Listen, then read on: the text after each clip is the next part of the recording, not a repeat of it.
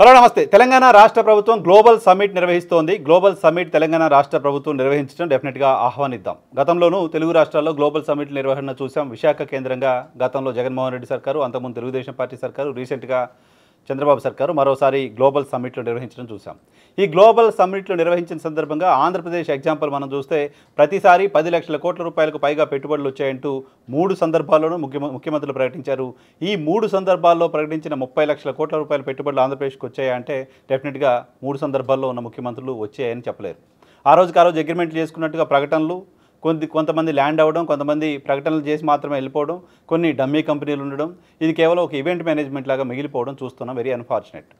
తెలంగాణ రాష్ట్ర ప్రభుత్వం రేవంత్ రెడ్డి నేతృత్వంలో రేపు ఎల్లుండి 2 రోజుల పాటు గ్లోబల్ సమ్మిట్ నిర్వహించాలనుకుంటోంది. గ్లోబల్ సమ్మిట్ ద్వారా తెలంగాణ రైజింగ్గా ఉంది, తెలంగాణలో పెట్టుబడులు పెట్టండి అంటూ అందరినీ ఆకర్షించాలనుకుంటోంది. ఇక్కడ అనూహ్యంగా అర్థం కాని విషయం, నాకైతే అర్థం కాలేదు, మరి ఇతర రాష్ట్రాల ముఖ్యమంత్రులను కూడా గ్లోబల్ సమ్మిట్కి ఆహ్వానించింది.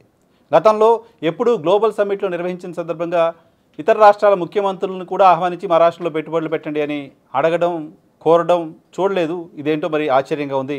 మంత్రులు వెళ్ళి ఇతర రాష్ట్రాల ముఖ్యమంత్రులను కూడా కలవడం చూసాం. మధ్యప్రదేశ్ ముఖ్యమంత్రిని కలిశారు, ఆంధ్రప్రదేశ్ ముఖ్యమంత్రిని కలిశారు, తమిళనాడు ముఖ్యమంత్రిని కలిశారు, కర్ణాటక ముఖ్యమంత్రిని మాత్రం కలిసినట్టు ఎక్కడ కనపడలేదు. సో కొన్ని రాష్ట్రాల ముఖ్యమంత్రులను కూడా కలిసి మీరు రండి అంటూ ఆహ్వానించడం చూసాం. సో మా రాష్ట్రంలో పెట్టుబడులు పెట్టండి అని ఆహ్వానిస్తున్న క్రమంలో ఇతర రాష్ట్రాల ముఖ్యమంత్రులను కలవడం వెనక ఉద్దేశం ఏంటో తెలియదు. నిజానికి సౌత్ ఇండియాలో ప్రధానంగా రాష్ట్రాల మధ్య పోటీ ఉంది. కర్ణాటక, తెలంగాణ మధ్య తీవ్రమైన పోటీ చూస్తుండే వాళ్ళం. ఆంధ్రప్రదేశ్ కూడా పోటీ పడుతున్నాం అని చెప్పేది, కానీ ఆంధ్రప్రదేశ్కి పోటీ పడేంత స్ట్రెంగ్త్ కనపడేది కాదు. కర్ణాటక చాలా అంశాల్లో, చాలా కంపెనీల విషయంలో తెలంగాణతో పోటీ పడడం గడిచిన 10 ఏళ్ల కాలంలో అనేక సందర్భాల్లో చూసాం. ఫాక్స్కాన్ విషయంలో కావచ్చు, ఇంకా అనేక సందర్భాల్లో ఈ పోటీని చూస్తూ ఉన్నాం. హెల్దీ కాంపిటీషనే ఉండేది. బట్ ఇప్పుడు ఇతర రాష్ట్రాల ముఖ్యమంత్రులు కూడా దీనికి రండి అని రేవంత్ రెడ్డి పిలవడం వెనక ఉద్దేశం ఏంటో తెలియదు. సరే, ఇక్కడ సదస్సు సక్సెస్ కావాలి, తెలంగాణకు పెట్టుబడులు రావాలి, మనస్ఫూర్తిగా ఆకాంక్షిద్దాం. కానీ ప్రభుత్వం చేస్తున్న దుబారా మాత్రం ఏమాత్రం కూడా హర్షించేది కాదు, ఏమాత్రం కూడా యాక్సెప్ట్ చేసేది కాదు. తెలంగాణలో ముఖ్యమంత్రి రేవంత్ రెడ్డి సర్కారు ఈ సదస్సు నిర్వహణ కోసం 4th సిటీ ప్రాంతంలో కృత్రిమంగా కొన్ని టెంట్లు వేస్తోంది, కృత్రిమంగా కొన్ని హాళ్ళు నిర్మిస్తోంది. ఈ హాళ్ళ నిర్మాణం కోసం అక్కడ టెంట్లు ఏర్పాటు చేయడం కోసం, టెంట్లే అంటారు వాటిని, ఒకరోజు వేసి 2 రోజులు సభ తర్వాత తీసేసే వాటిని టెంట్లే అంటాం కదా, టెంట్లే అంటారు. సో అక్కడ టెంట్లు వేసి, కాస్ట్లీ టెంట్లు వేసి ఆ టెంట్లో సదస్సు నిర్వహించి 2 రోజుల తర్వాత ఆ టెంట్లు తీసేస్తారు. ఆ తీసేసిన టెంట్లకు సంబంధించి 2 రోజుల పాటు అక్కడ టెంట్లు వేయడానికి సంబంధించి 100 కోట్ల రూపాయలని తెలంగాణ రాష్ట్ర ప్రభుత్వం ఖర్చు పెడుతోంది. 100 కోట్ల రూపాయలని 4th సిటీలో ఈ సదస్సు కోసం తెలంగాణ రాష్ట్ర ప్రభుత్వం ఖర్చు పెడుతున్నట్లుగా సమాచారం. ఎంతమంది వస్తున్నారు అక్కడికి? ఒక 5,000 మంది పార్టిసిపేట్ చేస్తారు.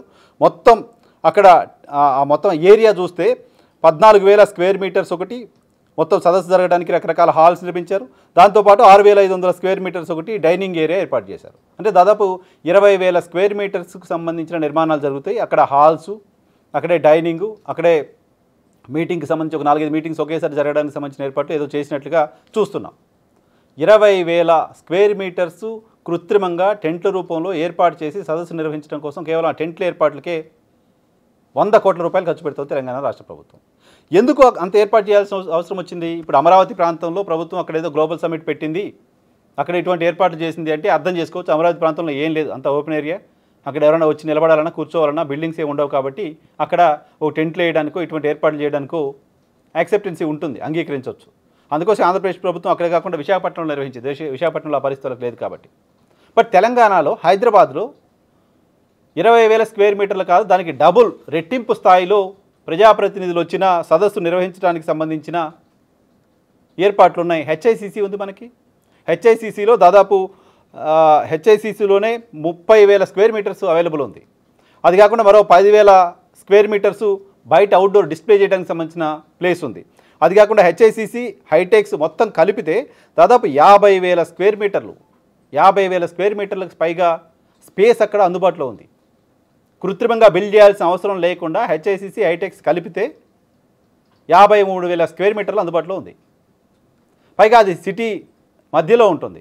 ఆ ప్రాంతానికి ఇతర రాష్ట్రాలకు సంబంధించిన వాళ్ళు ఎవరైనా వచ్చినా, ఇతర ప్రాంతాలకు సంబంధించిన వాళ్ళు ఎవరైనా అక్కడ సదస్సుకి అటెండ్ అవ్వడానికి వచ్చినా ఆ ప్రాంతంలో హైదరాబాద్ డెవలప్మెంట్ వైబ్రెంట్గా కనిపిస్తుంది. చాలా పెద్ద పెద్ద కంపెనీస్, పెద్ద పెద్ద నిర్మాణాలు ఆ ప్రాంతంలో ఉంటాయి కాబట్టి అవన్నీ కనిపిస్తుంటాయి. వాళ్ళంతా అక్కడికి వచ్చినప్పుడు, ఆ ప్రాంతం అంతా చూసినప్పుడు హైదరాబాద్ని ఒక గ్లోబల్ సిటీగా యాక్సెప్ట్ చేయడానికి సంబంధించిన అవకాశం ఉంటుంది.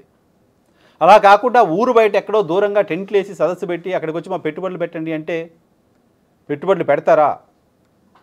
అక్కడ అంత అవసరం ఉందా? హైదరాబాద్ నగరంలో సదస్సు ఏర్పాటు చేసి దీన్ని ఒక గ్లోబల్ సిటీగా ప్రమోట్ చేసి ఇక్కడ మేము ఇంకా మీకు దూరంగా ఇక్కడ పక్కన ల్యాండ్లు ఇస్తాం, వేరే ప్రాంతంలో డెవలప్ చేస్తున్నాం, అక్కడ మీరు కంపెనీలు పెట్టండి, పెట్టుబడులు పెట్టండి అంటే వాళ్ళు రావడానికి సంబంధించిన అవకాశం ఉంటుందా? హైదరాబాద్తో సంబంధం లేకుండా ఎయిర్పోర్ట్లో దిగిన వాళ్ళని అక్కడ టెంట్ల దగ్గరికి తీసుకెళ్ళి అక్కడ కూర్చోబెట్టి మీటింగ్ పెట్టి ఉపన్యాసాలు పెట్టి ఇతర రాష్ట్రాల ముఖ్యమంత్రిని పిలిచి స్వడబ్బా పరడబ్బా పరస్పర డబ్బా లాగా ఒకరిపైన ఒకరు పొగడ్తలు తప్ప ఏముంటాయి? సో దానికోసం 100 కోట్ల రూపాయలు ఖర్చు పెట్టాల్సిన అవసరం ఉందా? ఆ పరిస్థితిలో తెలంగాణ రాష్ట్ర ప్రభుత్వం ఉందా? ముందుగా రేవంత్ రెడ్డి గారు పదే పదే చెప్తున్నారు, రాష్ట్రంలో ఖజానా ఏం లేదు, అంతా ఊడ్ చేశారు, ఎవడు అప్పు కూడా ఇవ్వట్లేదు, తెలంగాణ నుంచి వచ్చామని ఢిల్లీకి పోతే ఏదో చెప్పులు ఎత్తుకుపోయే వాళ్ళకి చూస్తున్నారు మనల్ని, ఎవరు అపాయింట్మెంట్ ఇవ్వట్లేదు. ముఖ్యమంత్రి రేవంత్ రెడ్డి మాట్లాడిన మాటలు. ఈ పరిస్థితిలో ఉన్న తెలంగాణ రాష్ట్ర ప్రభుత్వం టెంట్ల కోసం సదస్సు నిర్వహణకు సంబంధించిన టెంట్లు ఏర్పాటు చేయడం కోసం 100 కోట్ల రూపాయలు ఖర్చు పెట్టడం దుర్వినియోగం కదా, దుబారా కదా.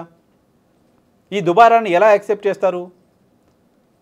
దీన్ని దుబారా ఎందుకు అంటున్నానంటే ఆల్రెడీ ఒక నిర్మాణం ఉన్నప్పుడు, ఆల్రెడీ ఒక ఇన్ఫ్రాస్ట్రక్చర్ ఉన్నప్పుడు, ఆల్రెడీ ఈ సదస్సు ఏర్పాటు చేయడానికి కావాల్సిన మొత్తం ప్రిమిసెస్ అంతా అందుబాటులో ఫ్యాన్సీగా ఉన్నప్పుడు దాన్ని వదిలేసి ఎక్కడో దూరంగా 100 కోట్లు ఖర్చు పెట్టడం అంటే దుబారానే అవుతుంది కదా. అది ప్రతి రూపాయి పొదుపు చేయాల్సిన అవసరం ఉంటుంది కదా ప్రభుత్వాలు.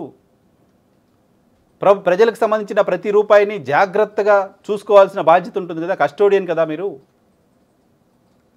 సో హెచ్ఐసిసి డబ్బులు కావా, ఎక్కడ ఖర్చు పెట్టాల్సిన అవసరం రాదా అంటే మొత్తం సదస్సు ఇక్కడ నిర్వహిస్తే దీనికి సంబంధించి రెంట్లో ఇంకేదో మొత్తం ఖర్చు పెట్టేది ఒక 9 కోట్ల నుంచి 10 కోట్ల రూపాయలు అవుతుంది. దానికి 10 ఎక్కువ ఖర్చు పెట్టి మన ఊరు బయట పొలాల్లో ఖాళీ ప్లేస్లో సదస్సు నిర్వహిస్తున్నాం. ఇది ఖచ్చితంగా సరైనది కాదు. ఎవరి ప్రయోజనాల కోసం ఈ డబ్బులు వృధా చేస్తున్నారో, ఏం ఆశించి సదస్సుని ఊరు బయట టెంట్లో పెడుతున్నారో తెలియదు. కానీ హైదరాబాద్లో వరల్డ్ క్లాస్ ఇన్ఫ్రాస్ట్రక్చర్ ఉంది. హెచ్ఐసిసిలో, హైటెక్స్లో అనేక సదస్సులు గతంలో ఇక్కడ నిర్వహించాం. ఇటువంటి సదస్సులు నిర్వహించడం కోసమే ఏర్పాటు చేశాం. ఇటువంటి సదస్సులు నిర్వహించడం కోసమే ఇక్కడ అటువంటి నిర్మాణాలు మనకు అందుబాటులో ఉన్నాయి. అటువంటి సదస్సులకు అనేక సందర్భాల్లో ఇవి ఆతిథ్యం ఇచ్చాయి. అమెరికా అధ్యక్షుడు ట్రంప్ కూతురు ఇక్కడికి వస్తే కూడా హెచ్ఐసిసిలో చాలా పెద్ద ఈవెంట్స్ మనం నిర్వహించుకున్నాం. అనేక ఇంటర్నేషనల్ ఈవెంట్స్ని ఇక్కడ నిర్వహించింది ప్రభుత్వం. సూపర్ సక్సెస్ కూడా అయ్యాయి అవి. సో వాళ్ళందరికీ హైదరాబాద్ నగరానికి, హైదరాబాద్లో ఒక వరల్డ్ క్లాస్ సిటీకి వచ్చామనే ఫీలింగ్ రావాలంటే ఆ ప్రాంతంలో కదా ఏర్పాటు చేయాలి సదస్సు. ఆ ప్రాంతానికి బయట ఊరికి దూరంగా టెంట్లు వేసి అక్కడ మేము సదస్సు పెడుతున్నాం, ఇక్కడికి వచ్చి పెట్టుబడులు పెట్టండి అంటే ఏ రకంగా అట్రాక్ట్ చేసినట్టు అవుతుందో రాష్ట్ర ప్రభుత్వం ఆలోచన చేయాలి. రాష్ట్ర ప్రభుత్వం చేస్తున్న ఈ దుబారా పట్ల కూడా ప్రజలు అప్రమత్తంగా ఉండాలి.